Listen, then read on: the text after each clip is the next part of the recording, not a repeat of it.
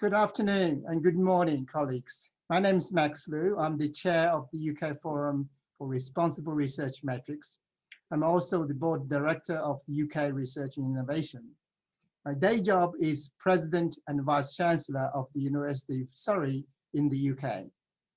It is my great pleasure for me to chair today's panel discussion on founders' role in research assessment as part of the Global Research Council's virtual conference this week. The conference is organized by UK Research Innovation in collaboration with the UK Forum for Responsible Research Metrics and the National Research Foundation in South Africa. We're very delighted to see so many senior representatives from the Global Research Council participating organizations, and mostly public research founders represented at this conference. So we aim to discuss and share our views and experience in responsible research assessment and how founders can help the research community through thought leadership, guidance to support researchers to develop and advance a meaningful research career. No doubt we will reflect on the challenges and opportunities as we move towards a more responsible research assessment and how we can impact positively on the research culture in our organizations. As a research leader and university administrator, I have long been advocating for enhancing the environment and the conditions to better support our academics to develop a rewarding career. In a way, any institution's reputation is underpinned by its value-based culture. So like many world-class universities, the institution I lead, University of Surrey, prides itself in our mission to contribute to and shape society for the future by producing life-changing graduates and research outcomes.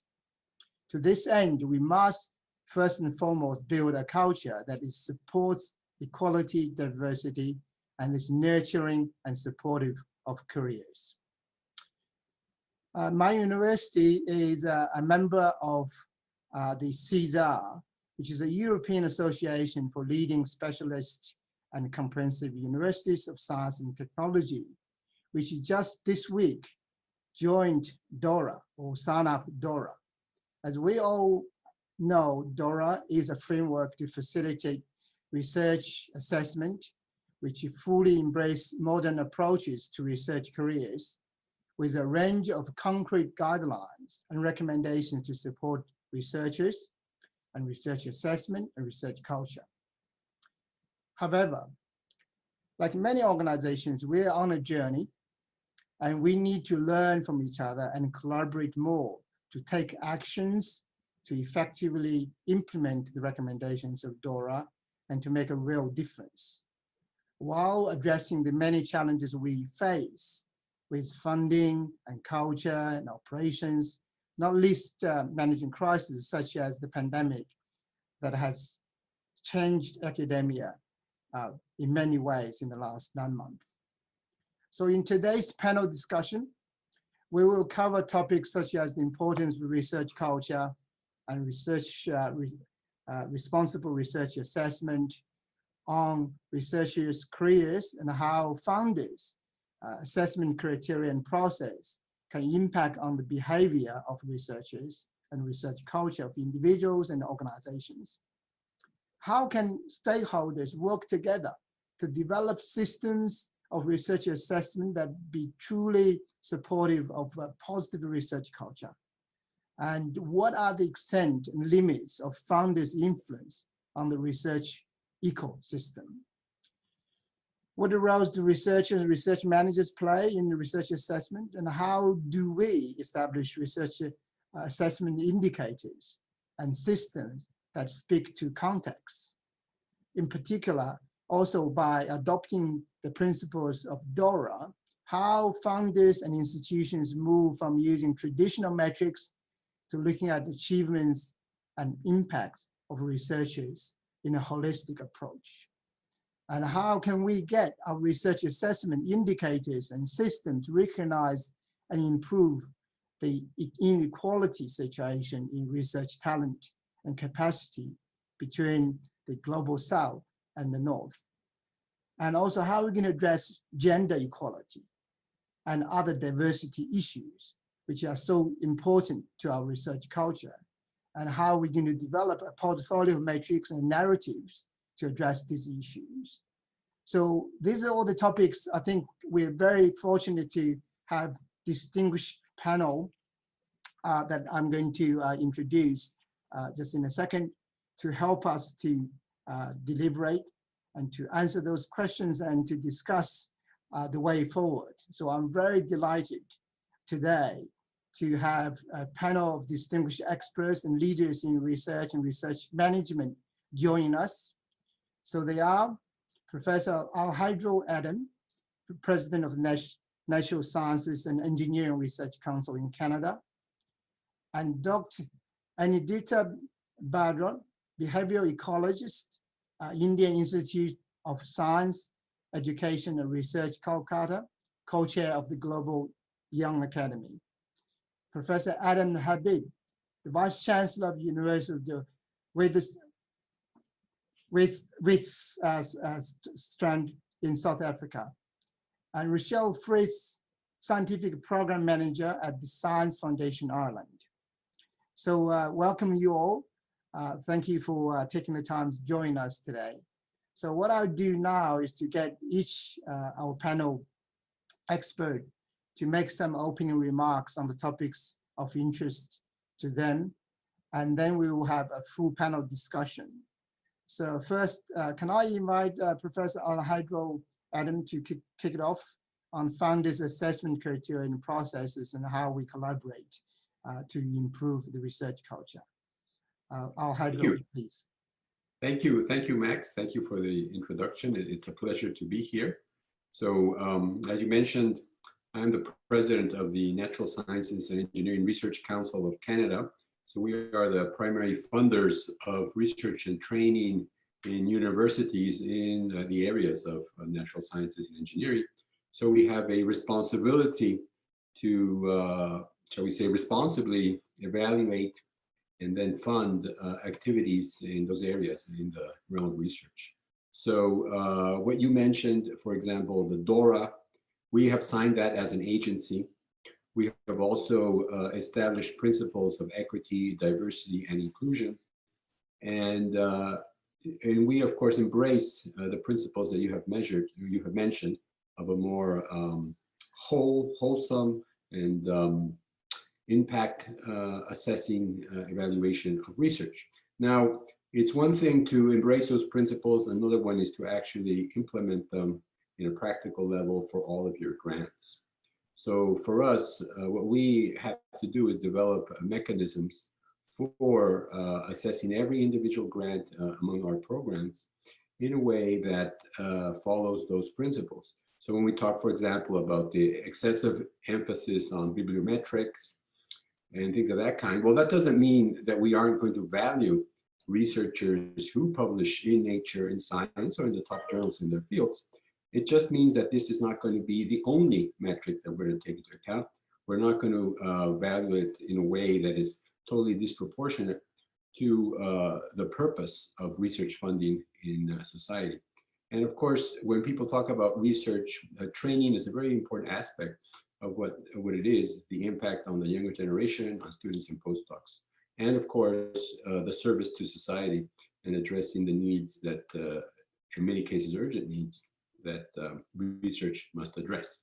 Now, a very important foundation is equity, diversity, and inclusion, making sure that there is access to the research funds and that folks are evaluated without biases and in ways that reflect the diversity of the world.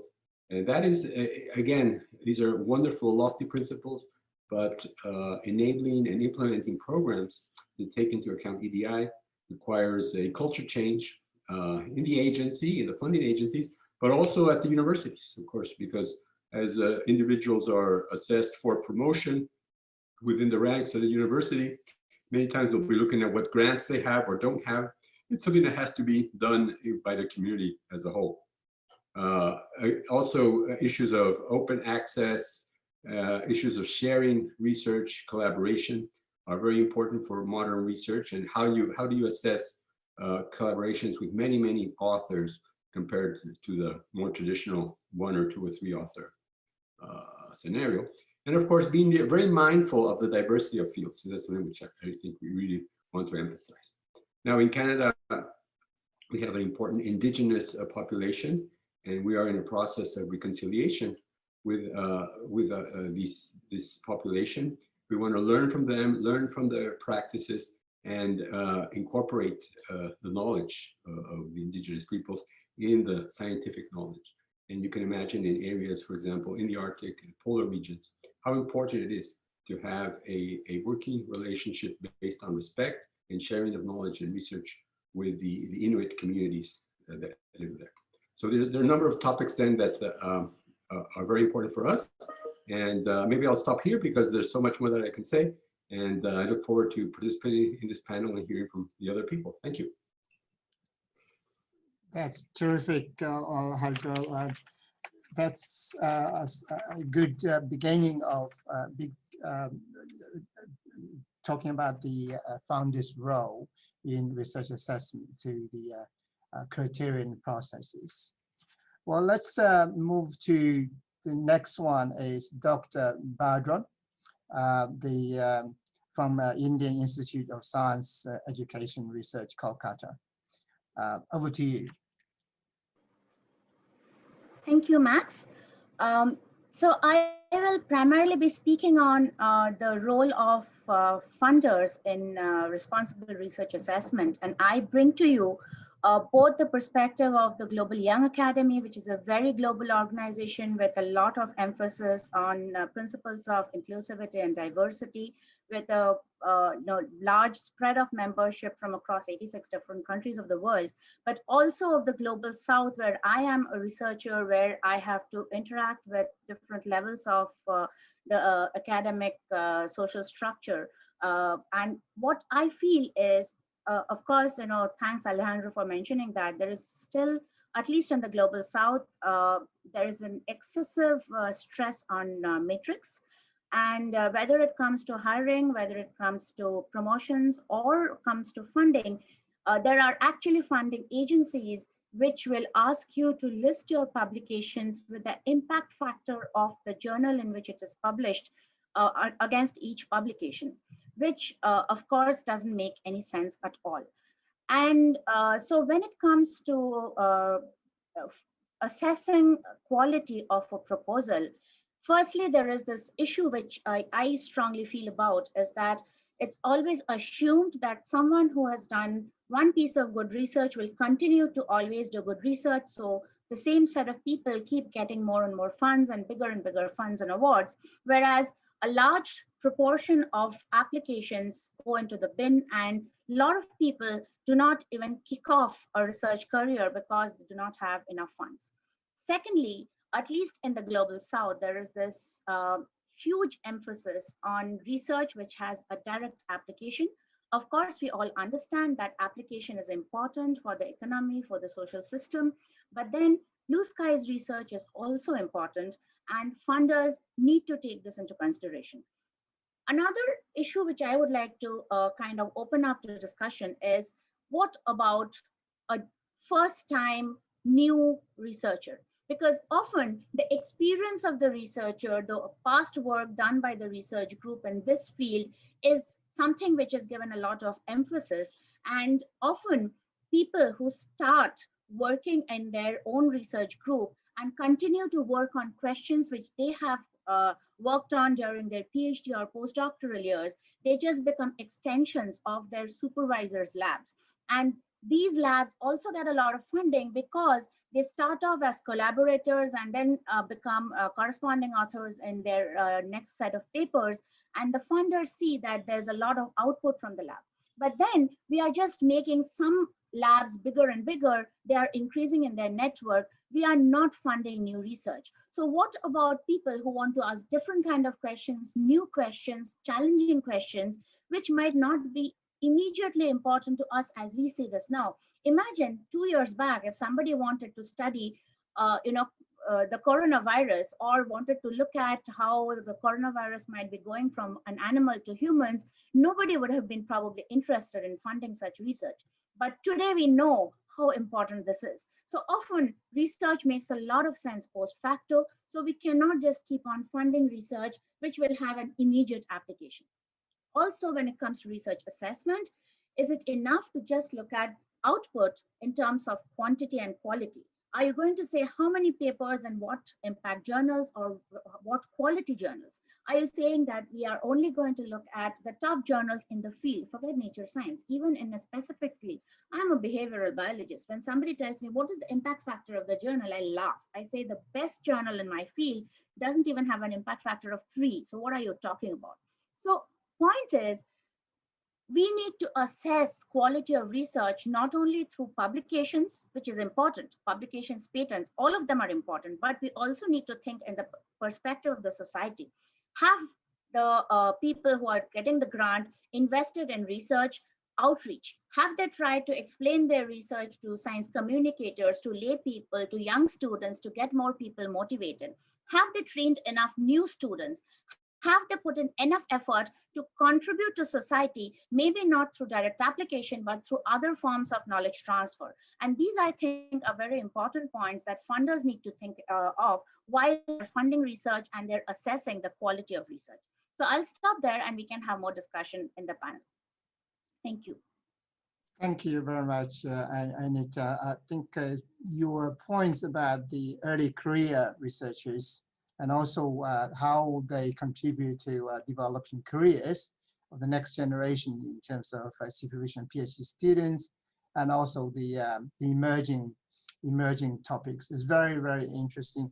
I think it's a good segue into the next speaker, that is Professor Adam Habib, who will address some of the contextual challenge issues and also inequality issues. Over to you, Adam. So thank you very, very much, Max. Thank you to the organizers for inviting me to share my thoughts in this panel. I want to start the conversation in a slightly different way. In a lot of ways, we're in a very specific historical moment.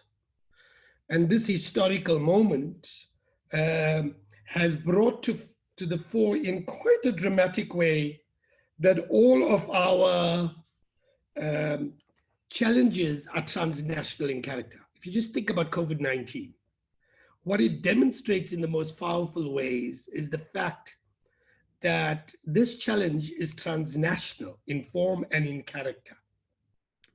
And that if we don't address this, these transnational challenges, we're not going to survive as a human species. I mean, we're okay with COVID-19 in the sense that the mortality rate, despite the huge numbers of deaths around the world, is still at what, 2.5%. Can you imagine if it had been Ebola or one of the other devastating diseases around the planet?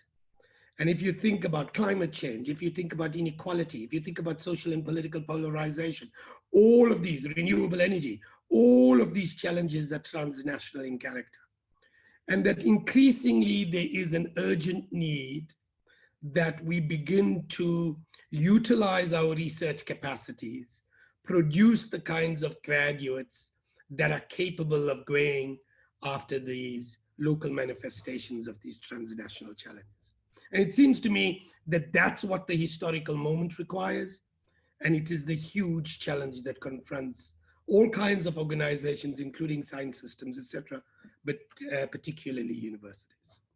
The second point I want to make is that, you know, as somebody who's worked now 30 years in higher education, as a researcher, as an academic, and as an executive, I've really come to understand the power of how donors, how research systems, how government policy, how ranking systems can condition the behavior of not only individual researchers, but institutions themselves. And it is precisely how money flows, how government policy requirements and research indicators and ranking systems, if you like, the vanity of being seen as a significant institution creates and conditions behavior in significant ways. And if we want to go after and encourage these institutions to go after the institutional challenges of our time, then we need a conditioning behavior that is facilitative of our institutions to address those challenges. And it seems to me that if we're going to do that, research systems and the indicators that they establish are important, and the behavior of donors is particularly important as much as government and other actors are. And in that context, I want to raise two important issues, which I think often we talk about glibly, but do not sufficiently integrate into our understanding of indicators, systems, and funding flows. The first is the importance of context. Yes, our challenges are transnational in character, but they have to manifest in local conditions. And what you need to address those challenges around the world is both great science, if you like, great technology, world-class technology, but local understanding. And if you can't bring the two together in a conversation, then I think we are in a serious challenge. And the most classic case of this was the Ebola pandemic in 2015 in West Africa. We knew the public health technologies that are required to address the challenge. But what we didn't understand is the local knowledge of burial practices in Islamic societies in West Africa. And it took us a year later for us to actually address this challenge. Had we brought that in a much more effective way together, we would have been far more able to address the challenge. And it seems to me that our research indicators and our research assessment systems need to prompt researchers and institutions in the direction of bringing local knowledge and, if you like, national systems together, world-class technologies together. The second thing that I want to speak about is how our partnership model mitigates the ability for us to address the challenges that we need to do. I listened to Alejandro, and he was absolutely right to say that one of the big pushes is for equity, for excellence, and for inclusion. But we imagine inclusion at the national level. But frankly, the challenges of our time are transnational in character. And so inclusion has to be conceived as much on the global scale as it is on the national scale. And if you look at our partnership models today, what they do is identify talented people in the developing world and take them to London, New York, Beijing, Toronto, and in a sense, train them there, and effectively 80%, north of 80%, the research shows, never return, except in two cases, Singapore and post-2006 China. And so the challenge emerges while we think we're doing solidarity, while we think science is global, what we effectively doing is undermining institutional capacity and human capabilities in the developing world at the cost of being able to address the local challenge, the local manifestations of the transnational challenges. Now, what that points to is we've got to reimagine higher education. And we've got to reimagine it in teaching in a cross-institutional, cross-national, and even cross-continental platform. We need to think about co-curriculum. We need to think about joint degrees. We need to think about split-site scholarships. We need to reimagine higher education, and the digitized technologies today enable us to do all of this. But we don't have the political will, and frankly, we don't have the politics that enables it. And so I want to say that it seems to me that we need to start thinking about our research indicators and our research systems to start prompting us to start exploring what do we mean by inclusion? How do we force an Oxford to work with Makerere in Kampala? How do we force somebody in the Philippines to be working institutionally so that we create, if you like, transnational notions of research and scholarship and teaching and professional development? And I want to end by this. Alejandro is right that it's about the balance. We got to do multiple things and get the balance right. But frankly, those two items that I've just identified are not sufficiently prioritized. And if we don't start thinking about prioritize them, we will not survive, whether we're living in New York or London or Johannesburg or Mumbai. And that's what I want us to start talking about in the panel discussion as well. I'll stop there. Thank you very, very much. Okay, thank you very much, Adam, for very thought-provoking messages there. And I think you touched on the inclusion and also the contextual challenges in local communities, which we all aim to make a contribution, and also the brain drain issue that you talked about. So that is a very good sort of discussion on that, and we'll move to the final topics that is going to be addressed by Rochelle. So Rochelle is going to talk about the Science Foundation Ireland's experience in implementing DORA, how they transition into a more holistic approach, and how the Science Foundation Ireland address gender equality in particular. Over to you, Rochelle.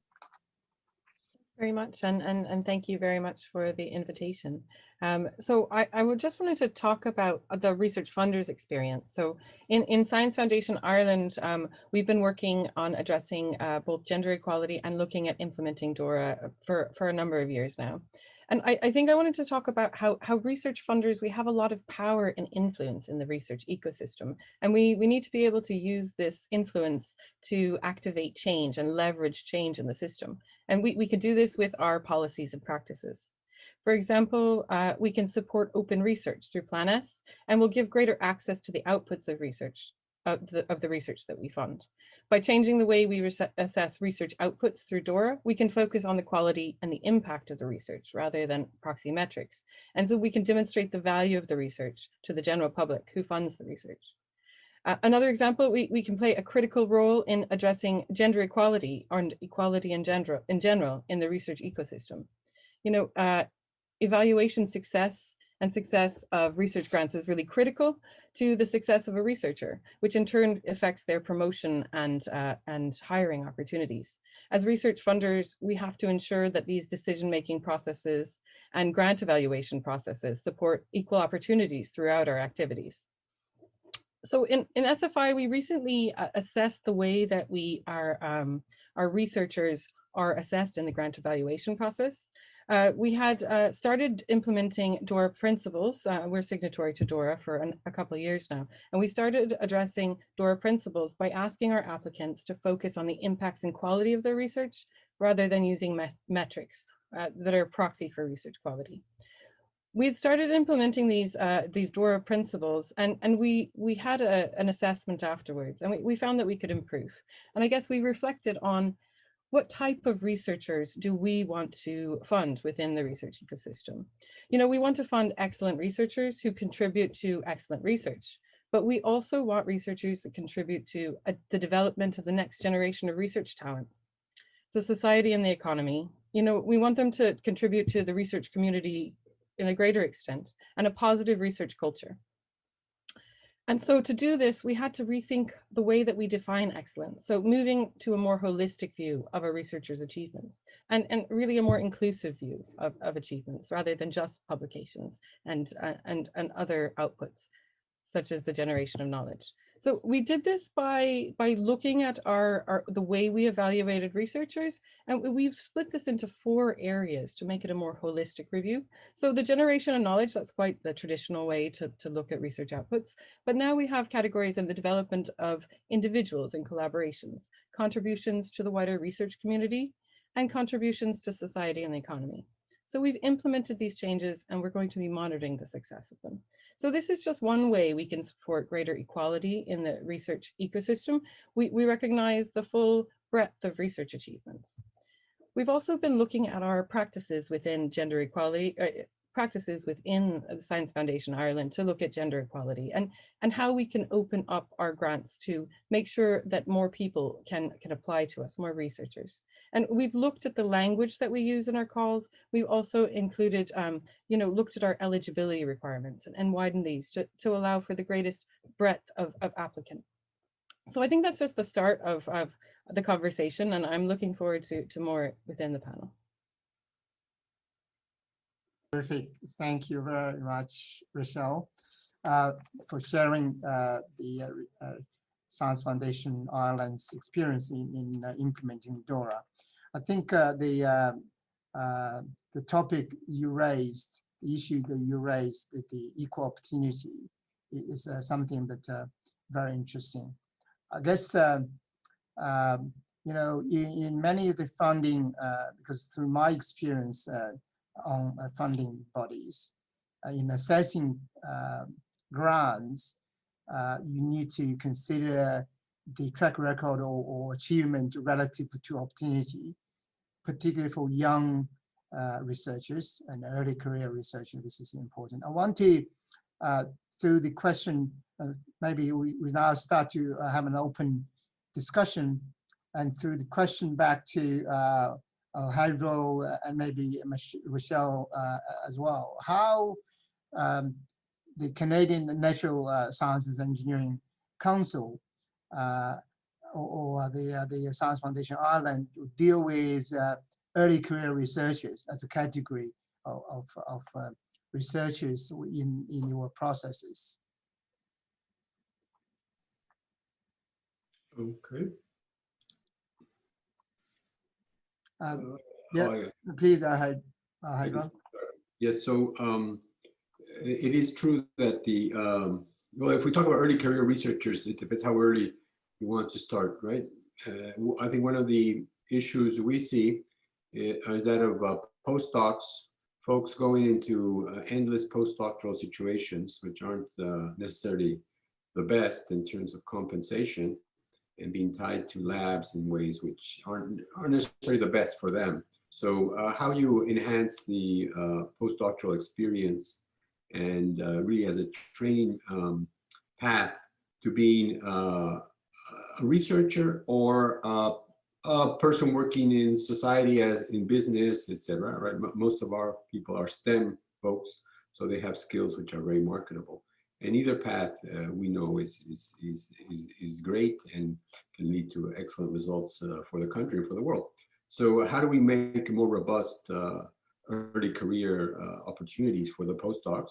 That's an interesting question, which I think requires a combination of actions by the funding agency and the universities in terms of creating perhaps sorts of hybrid positions that can enable young people to do that.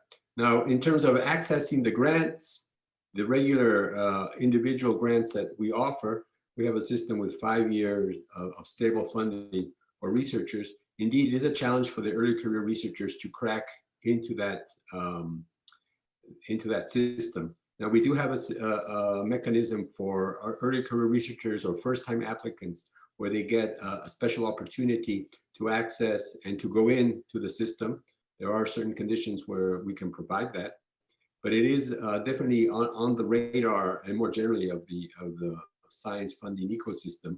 How do we ensure that these folks whose records many times on paper are not of the size of their elders, but how we really crystallize and support that ambition and that talent that they have.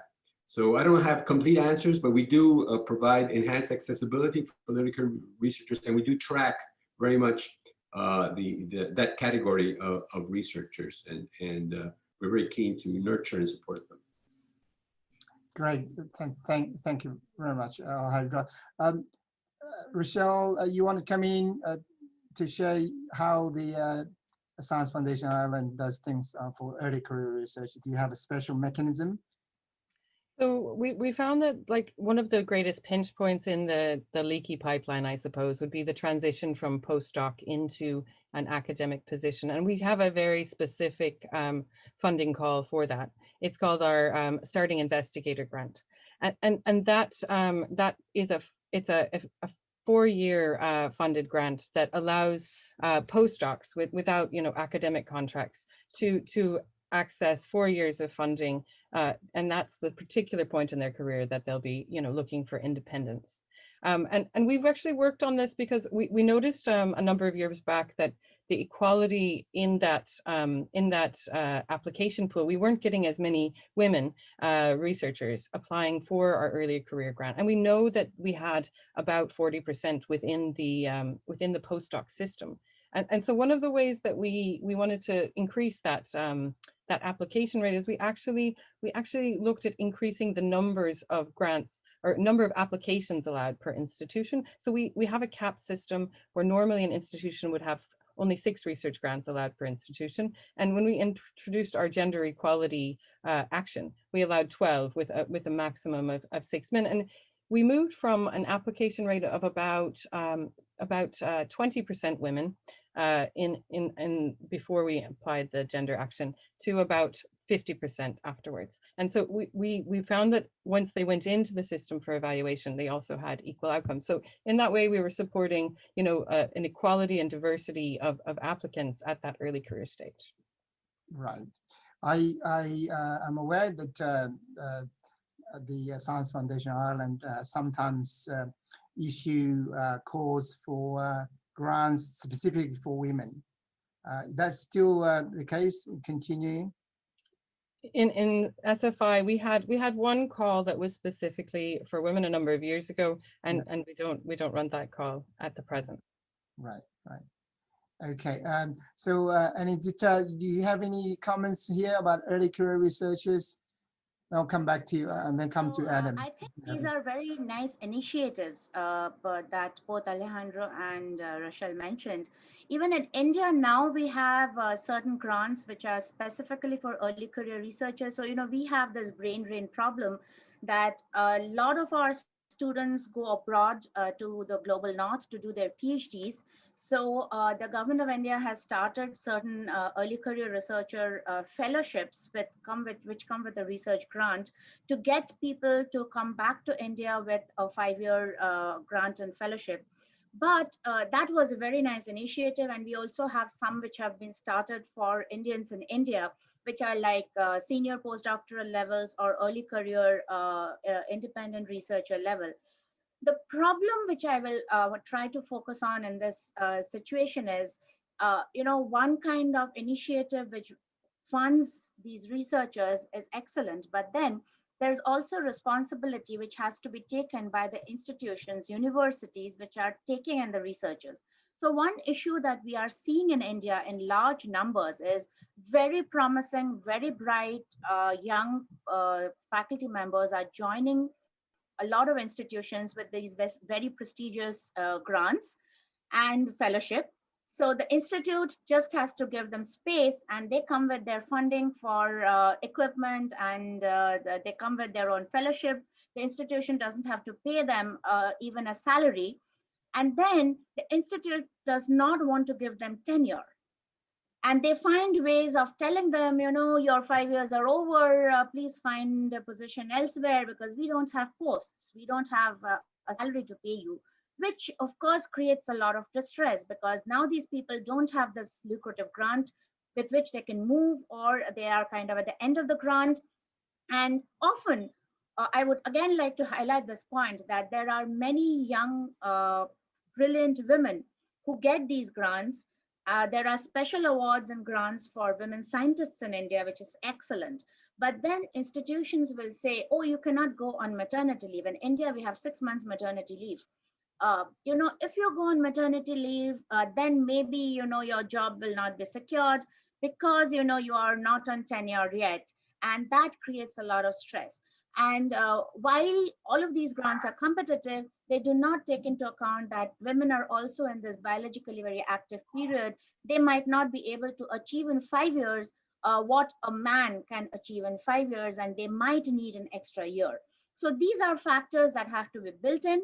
And this is something that I would like to highlight for funders that, when you need to be, think of inclusiveness and diversity, this is one factor which actually might help a lot of gender diversity issues, because just giving women this extra time, maybe the same funding, but this extra time to finish off a piece of work that they started before they took maternity leave, or giving them one extra postdoctoral position while they are on leave, they have one position in the lab who can continue this piece of work.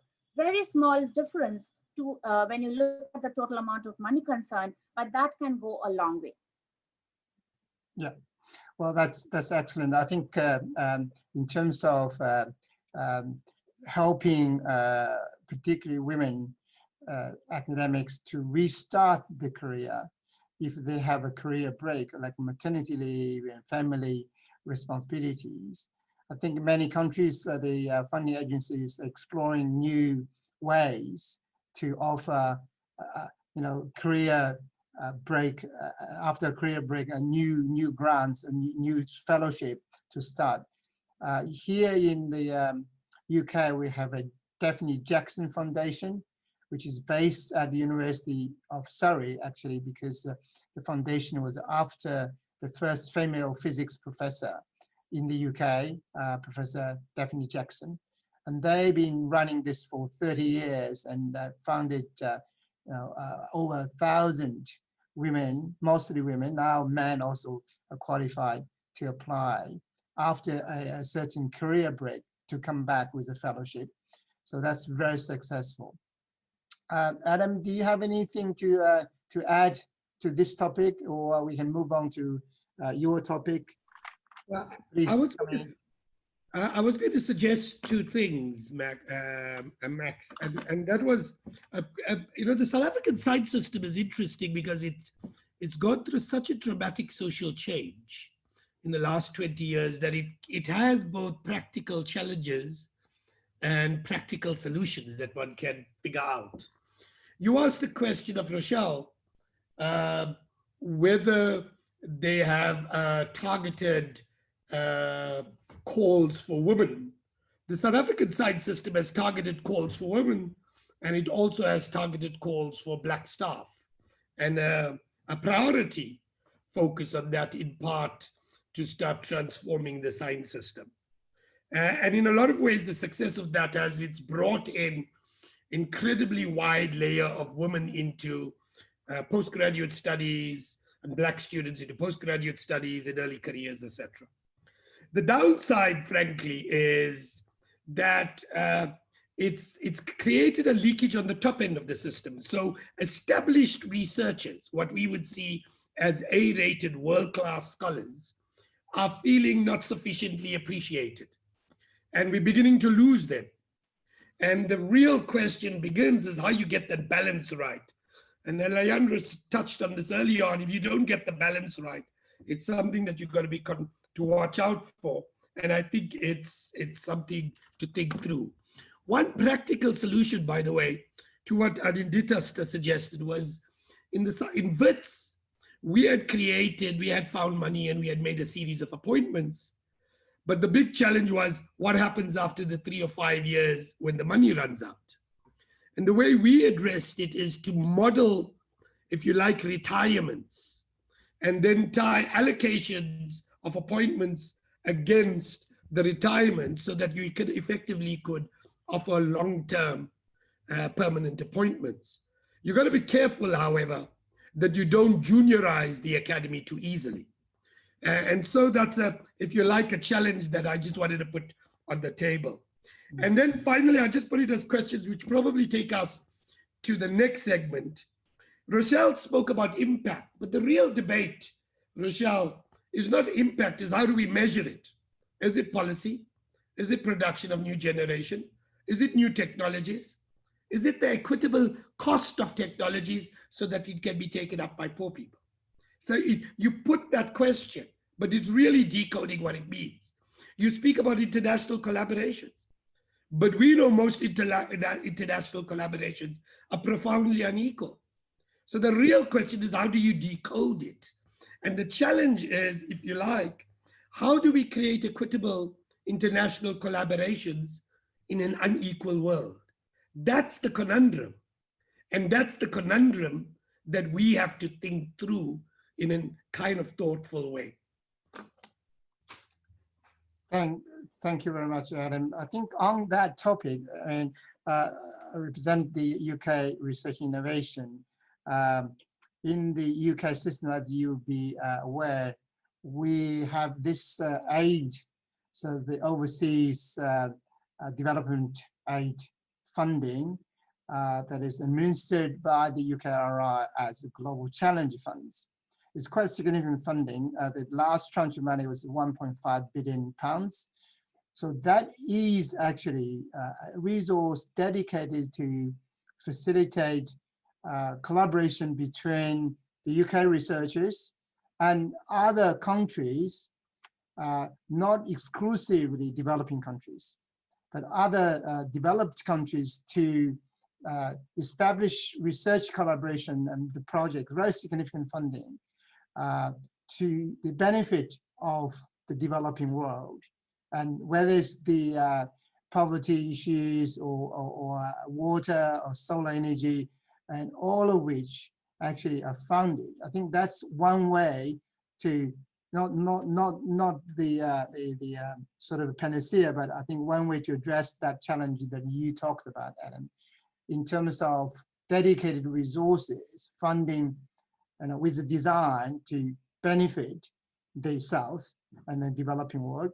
I think that is something that I think the UK, at least from what I can observe, has been doing for a number of years and doing quite well. I think other European countries, of course, I think in Australia, that I also had experience, there are dedicated grants for facilitating collaborations across the globe.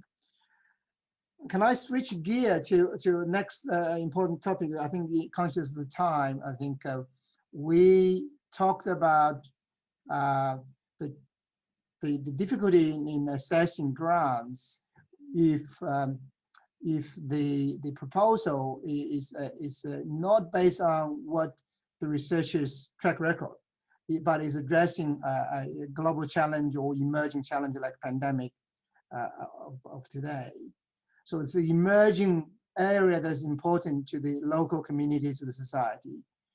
But how founders assess, of course, based on the merit of the proposal, the ideas, but how you really assess those proposals, how you actually prioritize funding for those kind of projects. So who want to come in first? Alejandro? Yes, well, I'll just share our experience. So we have a program called Alliance that creates partnerships between university researchers, companies, government organizations, non-government, not-for-profits, to address specific challenges that they might have in their field of natural sciences and engineering. But this is like in a different track from the fundamental science grants. And all the researchers that have already been peer reviewed, they have automatic access to these challenge sort of problem solving grants. And of course, they have to submit a proposal. It has to be peer reviewed, but it's peer reviewed in a timeline which is compatible to what industry and what these challenges want to see. So for example, in the COVID-19 situation, we gave out around $20 million in grants for researchers working on COVID-19 issues in natural sciences and engineering. So this is a mechanism for mobilizing the research capacity to address challenges. So we find that very well aligned with what society, what industry, what not-for-profits want to see. And there's also an international component that we're building into that. Right. Okay. Anyone else? Rochelle, do you have any comment? Yeah. Science Foundation Ireland had a specific call for COVID-19, and in that we worked with our other sister agencies to provide specific funding in this type of fast-moving environment such as COVID-19. Yeah, I think probably all of the funding agencies have specific calls for emergency situations like the pandemic. Right. We, of course, we are aware, although the emphasis of today's forum is really on the founder's role in enhancing the research culture and through responsible research assessment. But I think the whole ecosystem, consists of many other stakeholders. Institutions, of course, Adam and I running universities, we're quite aware the limitations of the funders and the limitation of institutions like ours. But it's a continuum. I think in terms of what we can do in implementing DORA, I think in terms of the changing culture, how we're going to really encourage individuals and research managers and the line managers to really think broadly, the holistic approach in terms of promotion, rewards. So that's something that we all face as a challenge, but also we take it as an opportunity because we think this is very important in building a very supportive, inclusive culture. So any thoughts on how institutions, the receiving end of the grants, institutions and also other organizations collaborating with the institution in conducting research can make a difference in changing the culture? Alhadra? Well, that's a very interesting point because we have a number of programs that now stipulate certain requirements, EDI requirements, and we're asked to impose rather strict guidelines, and then the researchers have to say, well, you have to do that, right? Because the agency is saying. And sometimes I get the feeling that the university administration is passing on, right, the role to us. They want us to be kind of the police that come in and impose. And I personally don't feel comfortable with that role. I think we are enablers. We're creating change in a positive direction. But I know the culture in my department, in the mathematics department, is really built by the faculty, right? And it's up to the universities at that level to build a culture where proper assessment of research, of impact is done, because there are granular issues that I know in mathematics, only the mathematicians fully understand them. They have to have an honest conversation. Many times it's hard for administrations at universities to go in and have that kind of conversation. So we're happy to help, and we're a big lever, but we're not going to be enforcing it ourselves. It's really up to the whole community to work together to achieve these goals. Yeah, very well made points. Yes, Anita? Yeah, I would like to bring in a slightly different perspective from the perspective of the researchers. When we talk among ourselves, people always say that, we spend so much time in writing grants, responding to comments, and then every year we have to submit, a report, and there are a lot of, bills to submit, paperwork to do for every equipment you need to buy. So everybody is always talking about this management of grants. And for researchers, the more amount of grants you have, the more time you spend in managing grants. And I often have felt that there is one way that we are actually affecting research assessment by this, because the typical tendency is just 2 days before the deadline, the faculty will ask the student to write up something, and the general comment is, nobody reads these reports, just fill up some pages, put some nice graphs, and submit. Doesn't matter, you have to submit on time, otherwise the next release will not come. So I think we also need a feedback mechanism from funding agencies which tell us that, yes, somebody is reading those reports and using them. Or, for example, I find it very nice that there are some organizations like the Wellcome Trust Alliance who put a lot of effort on,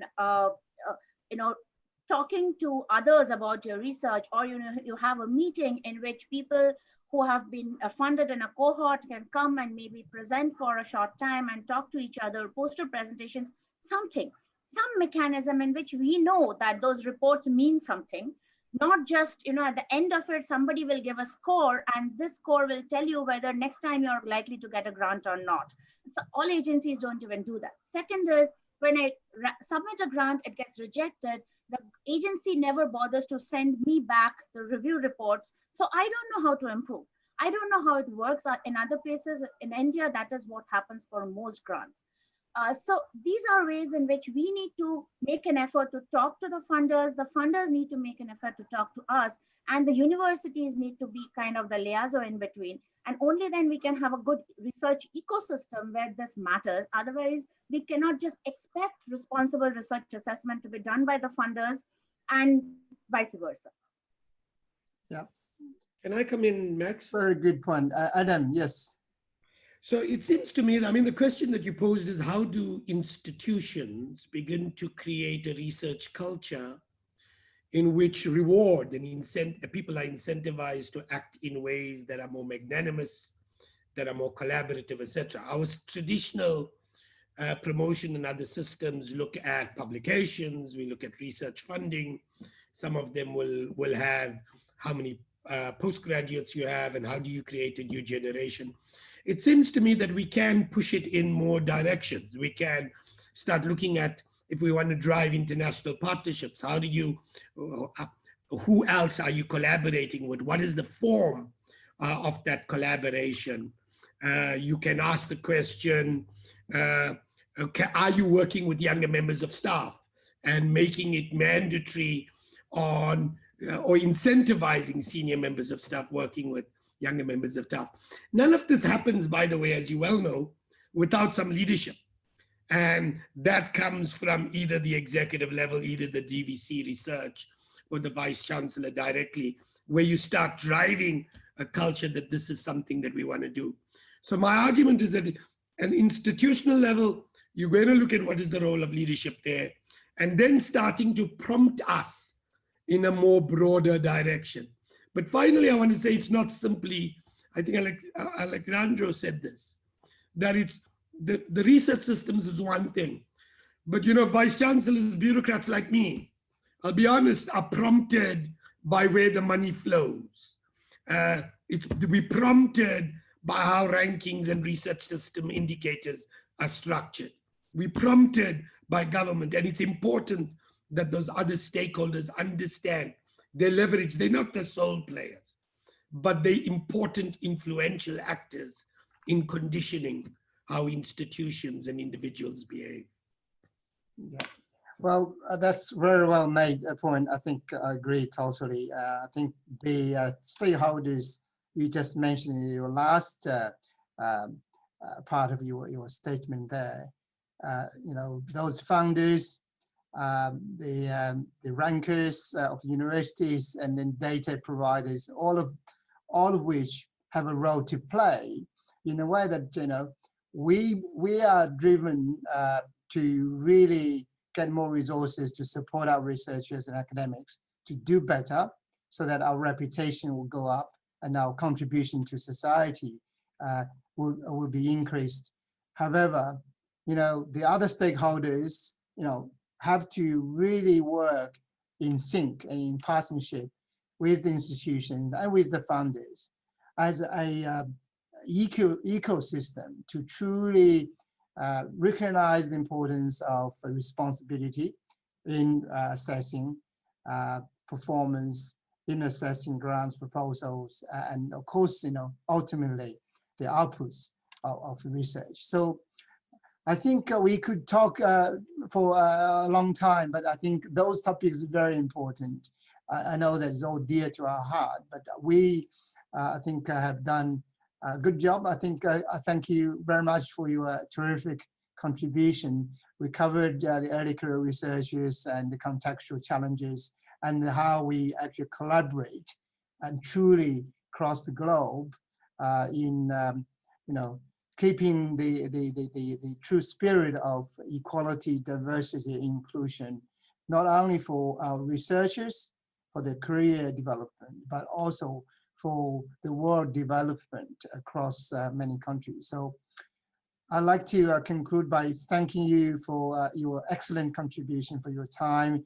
I think I'm looking forward to some questions and answers and further discussion on the 23rd of November. I think we all join as a panel. And thank you very much. And thanks to our colleagues who are in the background supporting this session. And I wish you have a very nice day. Thank you. Thank you. Goodbye. the GRC virtual conference on research assessment. This session, we have a distinguished panel to answer questions about founders' role in responsible research assessment and research culture. Join with me these distinguished professors, Professor Untitled Chapter, who is the President of Natural Science and Engineering Research Council of Canada, and Dr. Anindita Bhadra, who is the co-chair of Global Young Academy, and Dr. Rochelle Frith, who represent the Science Foundation of Ireland, and last but not least, Professor Adam Habib, who is the Vice Chancellor of University of Witwatersrand from South Africa. So welcome, colleagues, and now we have an opportunity to answer some of the questions already filled to us, and also to answer some live questions. So I have a list of questions here. I might rely on our helper, Claire Fraser, to choose some of the questions, because some of the questions I cannot see in the live box. Claire? Thanks, Max. So we've had a couple of questions submitted through the on-demand video, and I'd like the panel to address this one first, if possible, Max. So how do we responsibly assess research potential? Right, thank you, Claire. How do we responsibly assess research potential, right? So that's a very good question. Now, because we're talking about research assessment and how, to use metrics or not metrics, and how we use a more balanced approach to assess research potential of researchers. So who want to respond to this question first? Can I see a hand? Yes, Alejandro, and then Anindita.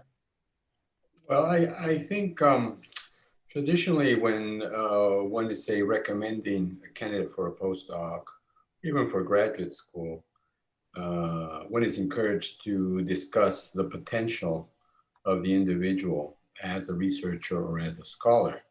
But many times it's sort of anecdotal. Again, someone was asking, how come is it that people who already got scholarships are the ones most likely to get scholarships? So how do you create a grid that is more, I think, more responsible, more in line with what we've talked about in terms of the DORA principles, that addresses this sort of potential that people see? An undergraduate might be doing an interesting research project, but it won't be state-of-the-art research necessarily. But you see that, and again, there you would want to talk about things like inclusiveness, collaboration, things of that kind. So that would be a suggestion how we might do it in a more systematic way, a fairer way, more aligned with the principles that we've been talking about. Yes, great. Thank you very much. Anindita? Yeah, thanks, Max. I think it depends a bit on what level we are talking about, because if we are going to look at the research potential of, say, a grad student, it has to be one kind of perspective, versus if you are talking about assessing grants, it has to be a different perspective. But I definitely think that one of the ways that we can do this is by comparative assessment, especially when we are writing recommendations. Typically, if you say that I think the student is among the top 10% of their class, that makes some kind of sense, rather than saying this student got this much marks. That's one kind of way of assessing. The second is, if there are mechanisms put in place to assess the candidate's potential to solve problems, to address questions, to work in a team. And this does not really always come out through a CV. You need an interview, you need some kind of task solving. And if you are looking at research grants, then definitely the grant needs to be assessed very critically by specialists in the field, and not looking at how many publications and what quality journals this person has already published, but really the questions are what should be of importance, and the potential to come up with interesting questions, novel perspectives, new methodologies these should be more points of assessment rather than the publications and the grants that the candidate has already been receiving in the past. Yeah, that's very well said. I think it's all based on holistic assessment of the research proposal ideas. You know, the merit of the proposal. I think in different contexts, of course, you may use the interview to draw out the sparks, of the ideas of the researcher. So then you assess how much potential. I'm sure it varies from context to context. I see Adam raise his hand. Adam. Max, so I wanted to reflect on both what Alejandra and our other colleagues said.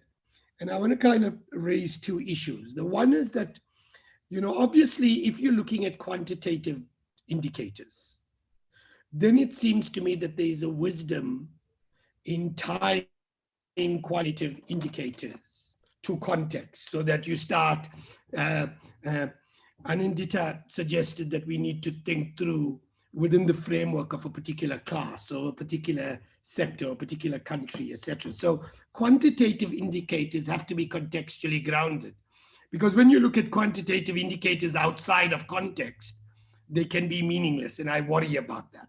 So that's the first thing, it seems to me.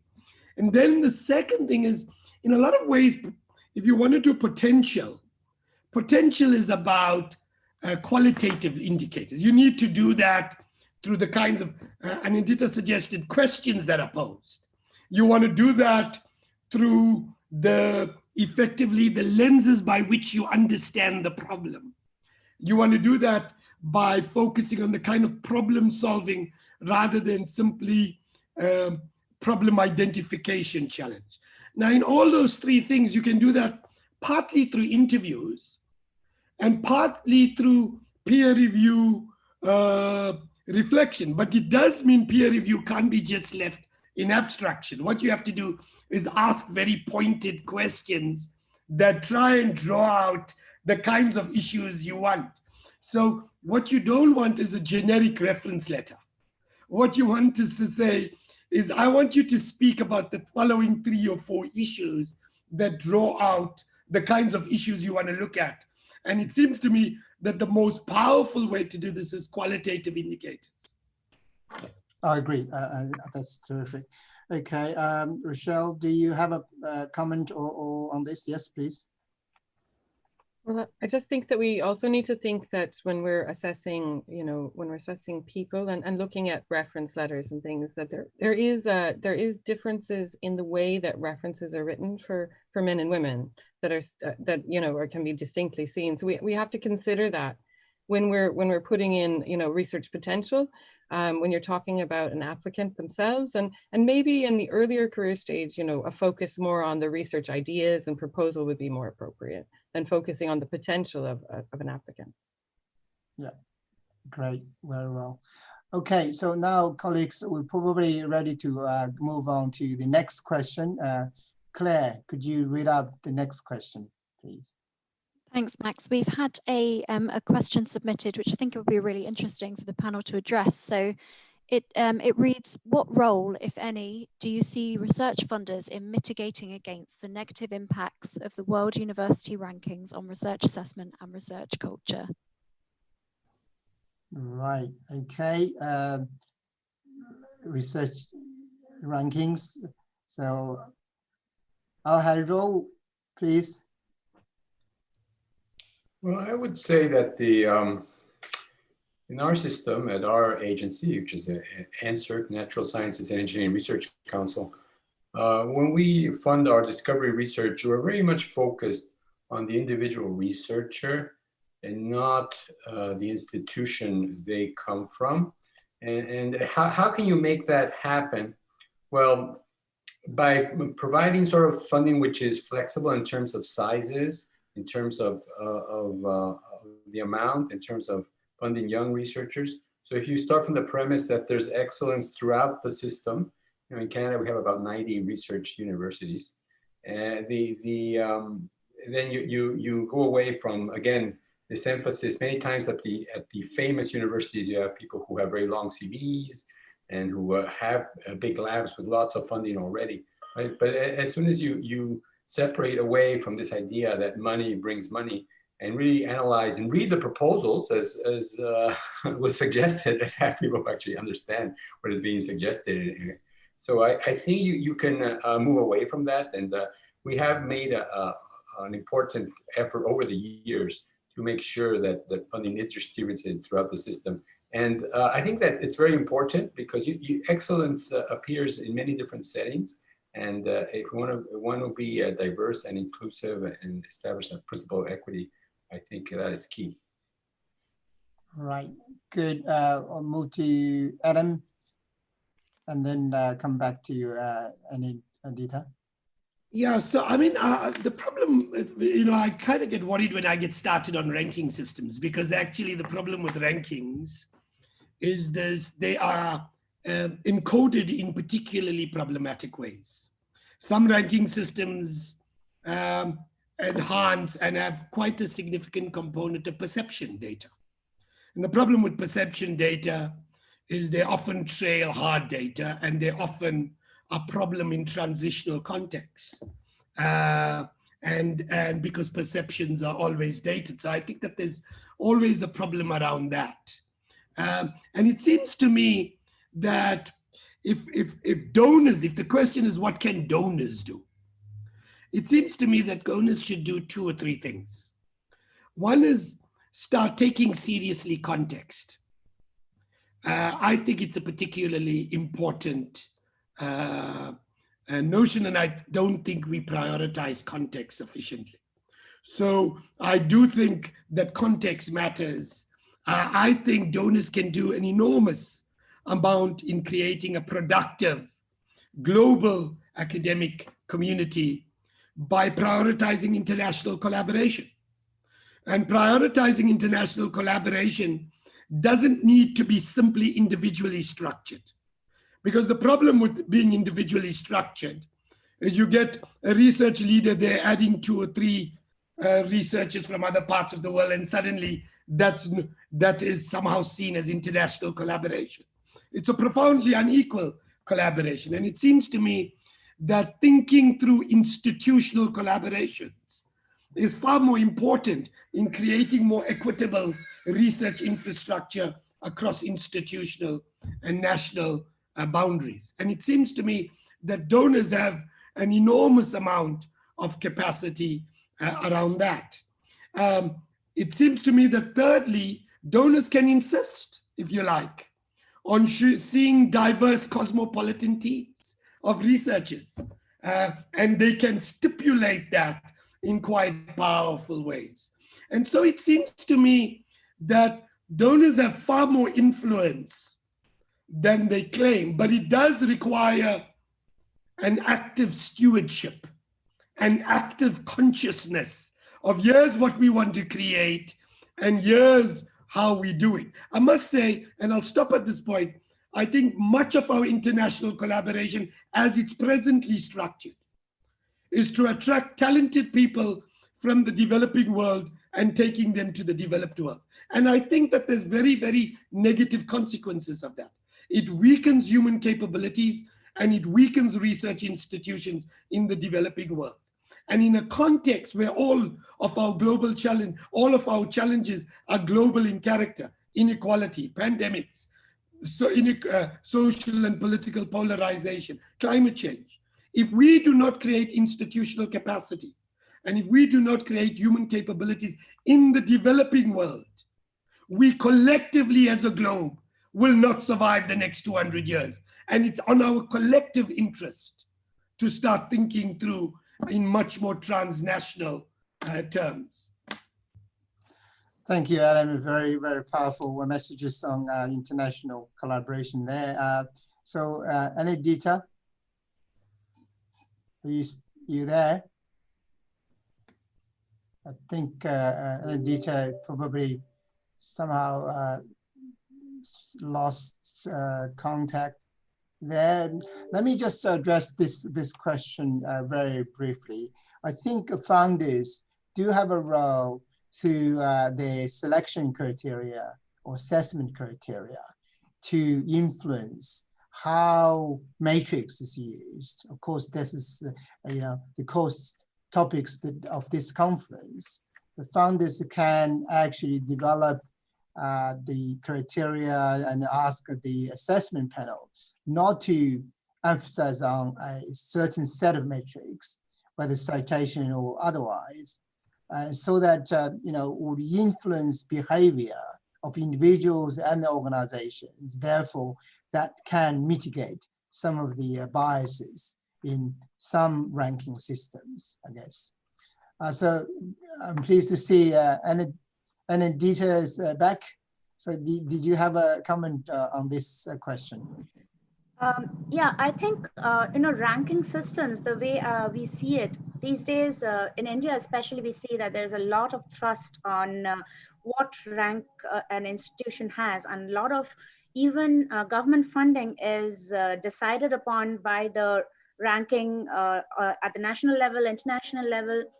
And that, as Adam said, I think it's an excellent point that there's a lot of brain drain the developing countries face, and with this entire framework of the rankings that top universities attract the best minds and they try to keep them, then we produce good students, but then they go and work in a different country, and the development in the global south does not really happen at the level it should have. And that creates a lot of issues. So funders, definitely not just donors, I think even big funding agencies need to take this into consideration and really look into the the possibility of developing universities to work at par, and not we have a saying that you're oiling a well-oiled head, and this is something I was saying also in the previous day, that person who gets more grants keeps getting bigger grants. Person who gets awards gets steeped with awards. And this is the same problem, that you're among the top 100 institutions in the world, and you get the best students, you get the best faculty, you get the best grants, and you keep maintaining your rank. But then the others who are far away never get to make it to the top because of this hierarchy that has been created, which is not fair. So we really need to step back from this and not look at, this is another metrics that we really need to stop looking at when it comes to funding and research assessment. Yeah, great. Thank you very much. Rochelle. Yeah, we were talking about this. I'm involved in a community of practice of research funders looking at gender equality and other equality issues. And we were looking at, what are the ways that we can remove bias in the process? And one of them is to blind, or maybe change the way that an application is reviewed. And if, for example, you wanted to remove, the impact of what institution was available, maybe you could look at the research itself and have that scored and lock that down, and then afterwards, have the reviewers assess if the person and the institution is appropriate for the grant, and that way you remove that bias from the process in the beginning. Yeah, that's a great point, Rochelle. That's a good segue into a question. I think, Claire, if I may, I'll pick one question as pre-submitted, which is related to Rochelle's point, that is the double blind or blind assessment. This question raised, have funders considered assessing proposals, but not assessing applicants? I think is quite important. I mean, I don't know whether Alejandro would kick off this one. It's a double-blind sort of a reviewing process. Both institutions and the individual PI's name will be blinded out. So has any funders considered this or trialed this? And why, if not, why not? Well, Alejandro. you can say, of course, when someone, some group is embarking on a big research project, and there's going to be an investment of hundreds of thousands, if not millions of dollars, then there has to be some idea of the track record and the individuals involved. I know it's a complicated issue, but for example, the issue of mentorship in these big labs, you need to have data and information, even about people who have come out of those labs, because you want to know that there's a healthy practice of mentorship, which is inclusive. This is part of what we're asking for. So I'm always a proponent of having as much data as possible when you're making a decision. But on the other hand, making sure that you use it in the proper way, that you're not blinded just by the fame of the researcher.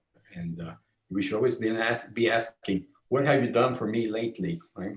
And what things are done is, a bio, which is only the past 6 years, for example. That's what we do with our discovery grants. You can only talk about publications done in the previous 6 years for a future 5-year grant. So we cut the tail off, and so those are the mechanisms that can be done. But it is a complex situation. And again, it depends. There could be projects when people are just starting, which don't require big funding to begin with. But I think it's something which needs to be discussed further. Yeah. So, for example, as exploratory type of projects, it could have that approach. I do agree with you very strongly that you need to look at the research environment, whether they have the infrastructure that is appropriate for carrying out the project, so that there won't be a risk of wasting money or resources, which is scarce. So, but for exploratory, small amount of money, but I think you want to give those who have the best ideas to explore. I think that's probably a category that is suitable. Any other comments on this question? Yes, Adam, and then Rochelle. It seems to me that there's a midway point between what Rochelle was saying and what Alejandro was saying. So I think Alejandro is, yes, you need to know the research environment. You need to know the administrative capacity of an institution to process an enormous amount of money. I mean, that's absolutely without question. But I think that you could create, if you like, a blind process of the proposal first, and then ask the separate questions about where it comes from. And you can do the two, and they're not mutually exclusive. So that's the first thing that it seems to me. That I think Rochelle's right. I think the reviewers should be doing a proposal completely blind of individuals, of institutions, etc. That doesn't mean institutional capacity is not a question, but it's a question that gets taken up at a second point. Yeah. The second issue is, if you are going to build a system, it seems to me that you may very well have to say, I can understand that proposal is a really fantastic one.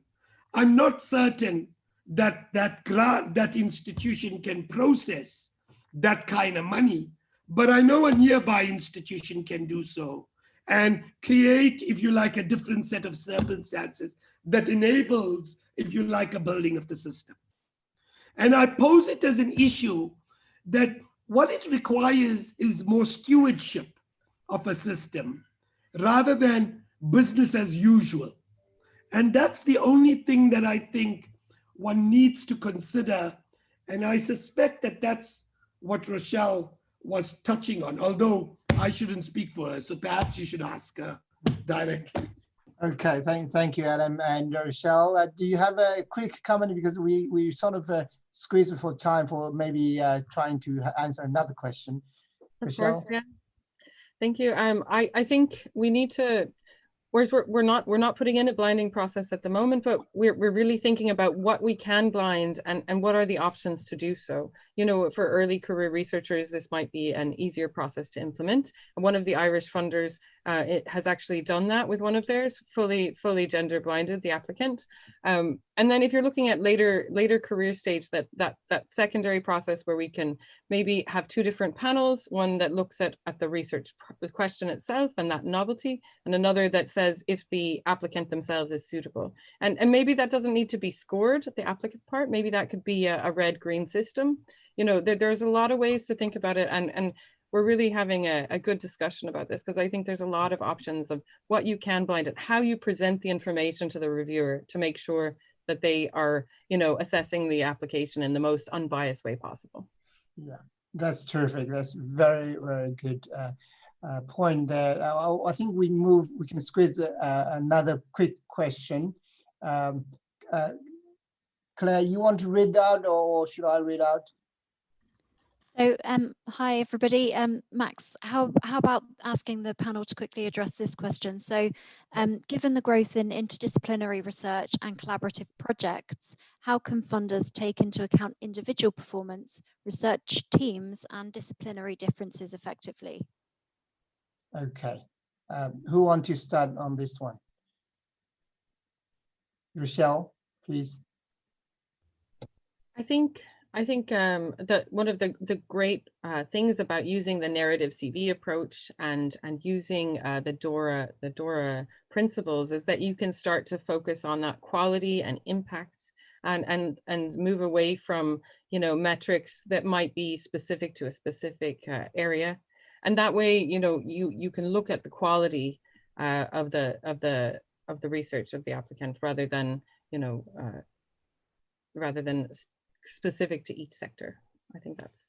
Yeah, I totally agree. I think if you move away from the matrix and you look at the quality of the proposal itself and the project as merit, that would actually also take into account, you know, the collaboration elements. I think a dimension of collaboration there is very important. Anyone else want to offer a quick brief point? Yeah, Alejandro.